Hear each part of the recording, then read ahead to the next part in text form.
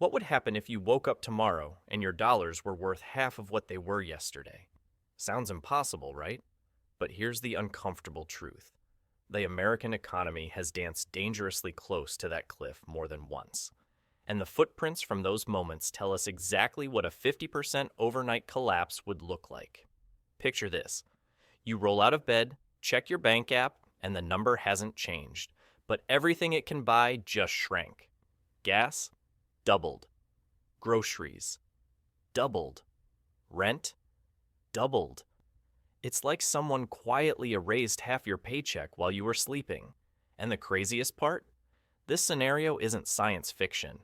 It's a pattern we've seen across nations when trust in their currency cracks, just never at this scale. You might think, the US dollar, lose half its value overnight? No way. But here's the truth.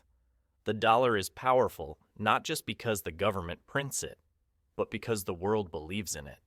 That belief, an invisible psychological glue, is what gives the dollar its strength.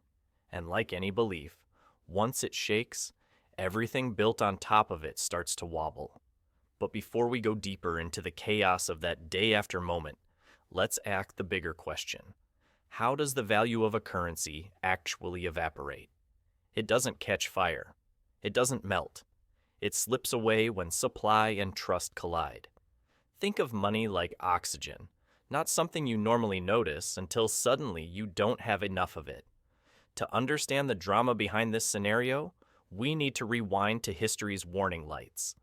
Look at 1971. President Nixon ended the dollar's link to gold, and overnight the world stepped into a new monetary reality. Prices rose, confidence trembled, and the global financial system had to reinvent itself. That shift wasn't a collapse, but it showed how quickly rules can change when pressure builds. Or take the inflation shock of the 1970s. Picture families waiting in gas lines, watching the price on the pump jump week after week. The dollar didn't fall 50% overnight, but over several years, its purchasing power did erode, steeply. People learned, often painfully, that currency value isn't guaranteed. But wait, that's not the whole story. Because the real danger isn't just prices rising, it's how fear spreads through an economy faster than any headline. When people feel their money slipping, they rush to protect themselves. They buy goods before prices rise more. They pull money from banks. They convert dollars into anything that holds value: real estate, gold, even foreign currency. Now imagine all of that happening in 24 hours.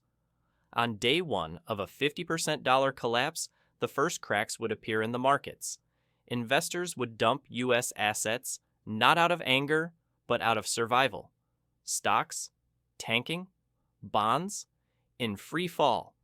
And the Federal Reserve, America's monetary firefighter, would be forced to choose between two painful tools: raise interest rates sky high to restore confidence, or flood the system with more money to stabilize markets. Either way, someone gets burned. And here's where the domino effect really kicks in. When the dollar loses value, imports become more expensive. Since the U.S. relies on overseas manufacturing for everything from electronics to medicine, shelves would thin quickly. Companies operating on tight margins would raise prices or shut down. Supply chains would seize up like an engine running out of oil. But the deepest shock wouldn't hit Wall Street. It would hit ordinary households. Your savings, your salary, your retirement, everything would feel suddenly smaller, as if the floor dropped out beneath you. And the question running through everyone's mind would be the same. How did this happen so fast? Before we answer that, here's a quick break in the story. Leave a comment. What do you think would be the first thing Americans panic buy in a sudden dollar crash? Because as we look closer, we find something even more unsettling. The seeds of a collapse don't show up the day before.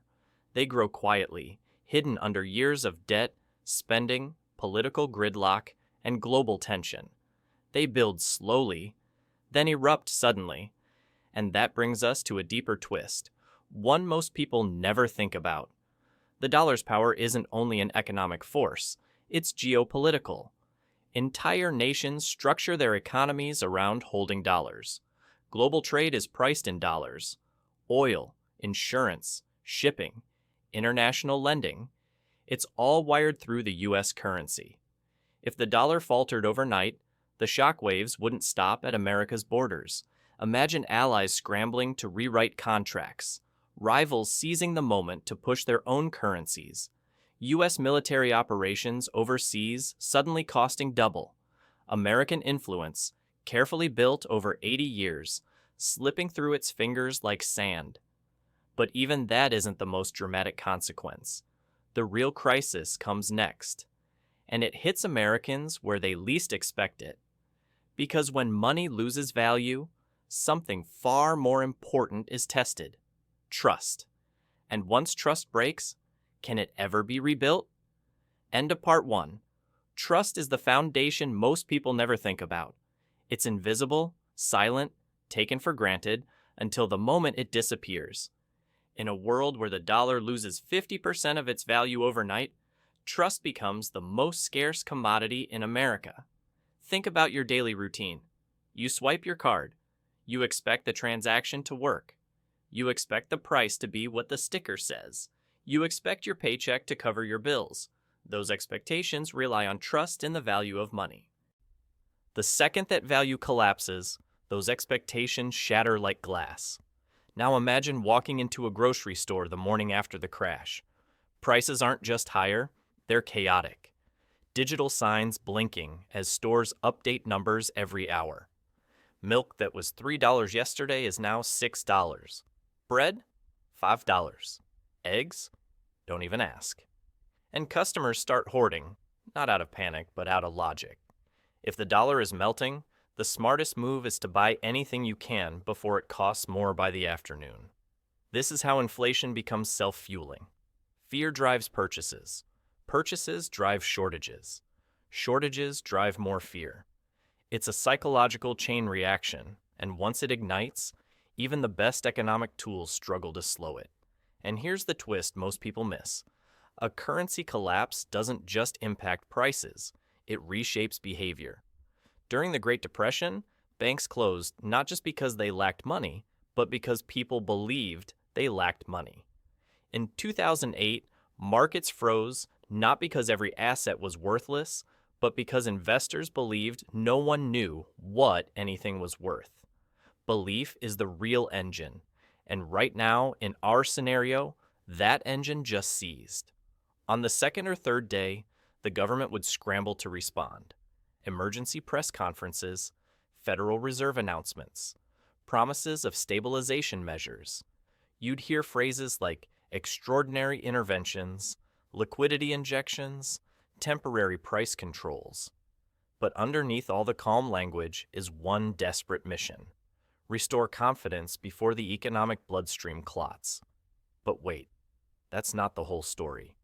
Because even if Washington acts fast, Americans will already be adapting. Small businesses might switch to cash only or raise prices daily. Some might refuse dollars altogether for large transactions. You'd see more barter. Contractors trading work for goods, neighbors swapping essentials. Gold and crypto prices would skyrocket, not because they suddenly gained value, but because people are fleeing the dollar. Meanwhile, global markets would react mercilessly. Countries holding U.S. debt would panic. Some would dump treasury bonds, which would drive interest rates into the stratosphere. U.S. borrowing costs would explode. And because Washington runs on borrowed money, funding everything from Social Security checks to military salaries, the sudden rise in interest rates would feel like a financial chokehold. And this leads us to one of the darkest consequences: a collapse in public services. Not immediately, not dramatically, but quietly, like lights flickering across a grid. States already on tight budgets might delay paychecks. Infrastructure projects would halt. Hospitals, already struggling under high costs, would see supply shortages. Even schools would feel the pressure as materials and transportation become unaffordable. But here's the part almost no one thinks about. America's global military presence. Maintaining bases, fueling ships, deploying equipment, all of it is paid in dollars. If those dollars suddenly lose half their value, the cost of global operations doubles overnight. Allies might question U.S. stability. Rivals might test boundaries. The international order, already strained, would reach a breaking point. In other words, a 50% dollar collapse isn't just an economic event, it's a geopolitical earthquake. Yet amid all this chaos, something else begins to rise. Anger. And not the quiet, simmering kind. The loud, volatile kind that comes from millions of people realizing their savings have been sliced in half. You'd see pressure on lawmakers, protests in major cities, debates that pit generations against one another. Younger people demanding change, older Americans demanding protection, everyone demanding answers. So, who would they blame? The Fed? Congress? Corporations? Foreign adversaries? The truth is, when a currency collapses, blame spreads like wildfire because no one feels responsible, but everyone feels harmed. And this moment, this raw emotional collective shock, is where countries either fracture or realign. Before we get to how America might rebuild from such a devastating blow, here's a quick pause. Leave a comment. What's the first thing you personally would do if you woke up to a 50% dollar meltdown? Because how America reacts after the panic determines whether the crisis becomes a turning point or a downward spiral. The next stage of this story isn't about collapse. It's about adaptation, reinvention, and the surprising ways societies rebuild when money fails. But to understand that, we need to look at the one historical example Americans almost never consider. Yet it holds the biggest clue to what happens next. And trust me, the lesson is far bigger and far more relevant than anyone expects.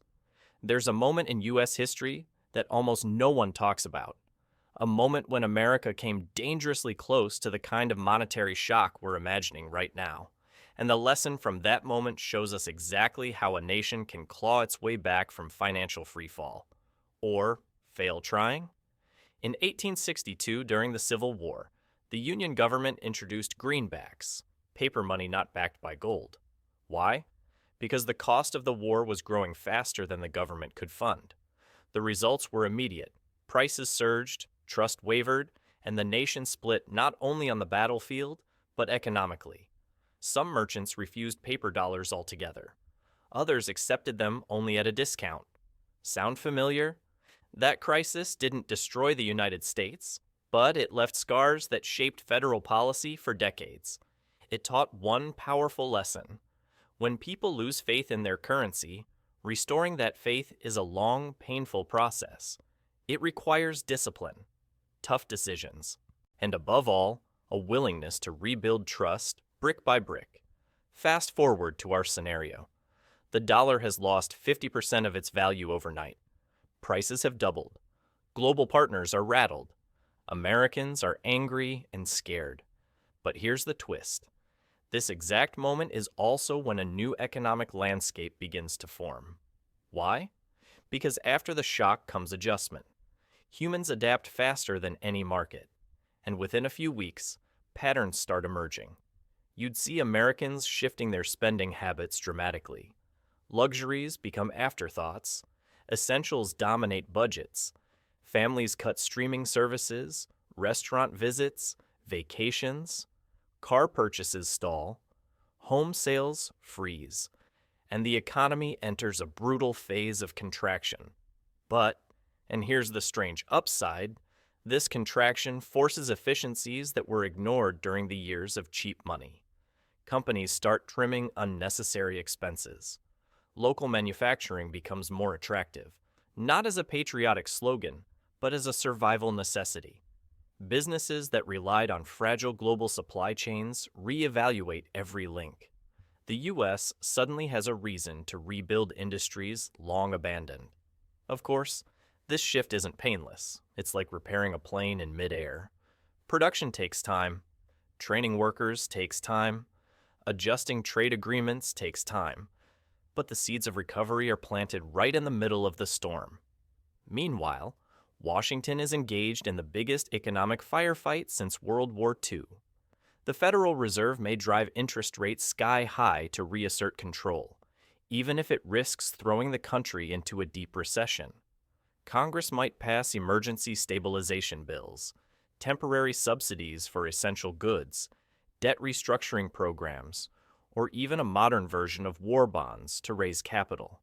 And as these policies unfold, something interesting happens. The panic starts to settle into a new normal. People don't like it, but they adjust to it. They plan around it. They prepare for it. They tighten their financial seatbelts and brace for the long road back. But wait, there's another twist. Because as the government tries to rebuild trust at home, it also has to repair trust abroad. And this part is even harder. Remember, the dollar isn't just America's currency, it's the world's currency. Global trade depends on it. International loans are written in it. Entire nations keep their savings in it. A sudden collapse shakes every corner of the planet. Some countries would break old alliances and turn to alternative currencies. Others would create regional monetary unions. Rivals would seize the moment to promote their own financial systems. The world wouldn't wait for America to solve its crisis. It would start rearranging itself immediately. This means the United States would face a historic diplomatic challenge, convincing the world that it can still be trusted, that its institutions still work, that the collapse was a shock, not a sign of permanent decline. It's a tough sell, but history shows it's possible. After the Great Depression, after the 1970s inflation wave, after the 2008 financial crisis, each time confidence was shattered and rebuilt, slowly, unevenly, but rebuilt nonetheless. And during this rebuilding period, an important social transformation begins to take shape inside the country. Americans start asking deeper questions. How much debt is too much? How vulnerable should our supply chains be? How dependent should we be on foreign capital? How do we protect our savings from future shocks? These aren't abstract concerns. They're dinner table conversations, workplace debates, and political flashpoints. The crisis becomes a lens that forces the public to see the system with new clarity. In fact, the pressure creates something rare: unity of purpose. Because when everyone's money loses value, everyone suddenly shares the same problem. It cuts across political lines, income levels, and backgrounds. It's the great equalizer, harsh, unforgiving, and clarifying. And this brings us to the moment where America begins to reinvent itself. It won't look like the old recovery playbooks. The post-crash, America isn't just trying to bounce back, it's trying to transform. You start seeing investment in domestic manufacturing. Energy infrastructure becomes a top priority. Small towns begin attracting new industries because producing at home is now more economical than importing. The labor market expands as companies compete for skilled workers. Middle America, once hollowed out by globalization, begins to revive.